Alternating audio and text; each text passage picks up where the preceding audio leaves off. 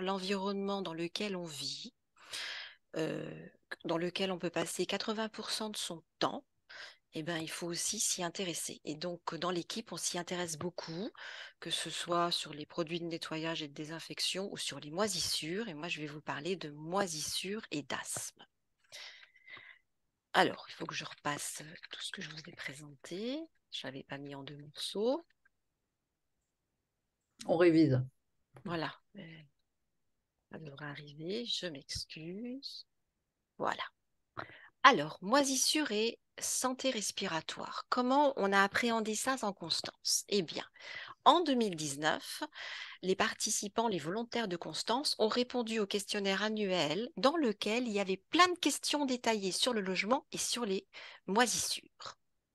Et puis, santé respiratoire, le lien, eh ben, c'est que dans le bilan de santé que certaines personnes ont pu avoir ensuite entre 2019 et 2022, parmi lesquels certains d'entre vous avaient déjà répondu au questionnaire annuel de 2019, eh ben, on a regardé l'association entre les deux, puisqu'il y avait un questionnaire sur la santé respiratoire entre 2019 à 2022, quand vous venez au bilan de santé. Alors, les moisissures, ben, ce sont des champignons. Alors là, vous avez Monsieur Aspergillus au microscope électronique. Il est très, très joli, mais alors dans l'appartement, ça peut être beaucoup moins sympathique. Voilà.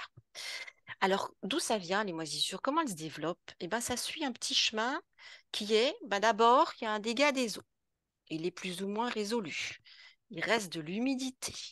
Les moisissures adorent ça. Elles se développent, deviennent visibles, et puis il y a aussi une odeur.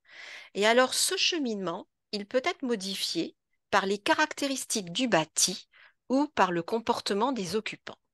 Et dans Constance, on a pu appréhender à partir du questionnaire l'odeur de moisi, oui, non, la présence de moisissures visibles, la surface, pour la première fois dans une grande étude internationale, au niveau international, ça n'existait pas avant. On vous a posé des questions sur la surface, en essayant d'évaluer la surface à l'aide de feuilles A4.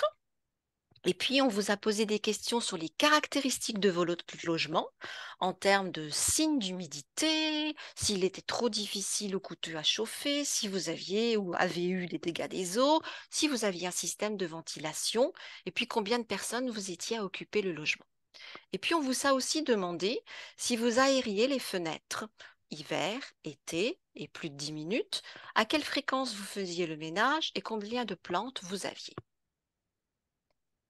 Alors, qu'est-ce que ça a donné? Eh bien, vous nous avez dit habiter à 34% dans un appartement, à 19% dans une zone rurale. 13% d'entre vous ont dit que leur logement était trop difficile ou trop coûteux à chauffer. Vous disposiez d'un système de ventilation pour 87% d'entre vous et vous aviez entre 7 et 10% de signes d'humidité en fonction des pièces et de l'évaluation de ce signe d'humidité. Et à 24% avaient ou aviez eu un dégât des eaux. Vous étiez en moyenne 2 habitants par 100 mètres carrés. C'est l'expression habituelle qu'on donne, c'est dans le nombre d'habitants d'occupants par 100 mètres carrés. Et puis 46% d'entre vous ouvraient les fenêtres, même en hiver et même plus de 10 minutes. 2% d'entre vous sentaient, avaient une odeur de moisi dans leur appartement. 22% pouvaient observer des moisissures visibles. Et la surface, eh bien, vous voyez que vous aviez pour certains ici des petites taches à 13%, inférieures à 0,2 m², presque 7%, entre 0 et 1 m², presque 2%, 1% entre 1 et 3 m² et 0,3% au-dessus de 3 m². Alors, ça peut peut-être faire pas beaucoup en termes de pourcents, mais comme vous étiez 119 000 à avoir répondu au questionnaire, ça fait quand même du monde. Alors, qu'en est-il de la répartition selon les régions de ces moisissures visibles? Eh bien, vous voyez qu'en Île-de-France, il y a le pompon.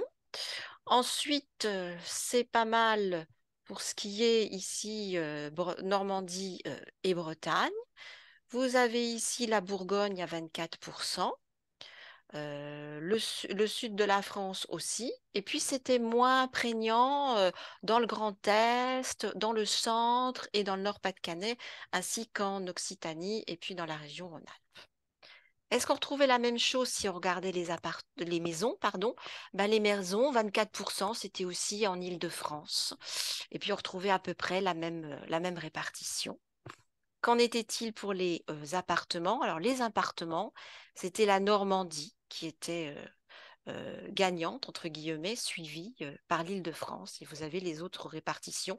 Ici, Nouvelle-Aquitaine, c'était beaucoup aussi 26, et puis Bourgogne, 25. Donc, vous voyez qu'entre appartements et maisons, il y a certaines fréquences qui se recoupent, et puis d'autres qui sont un peu différentes.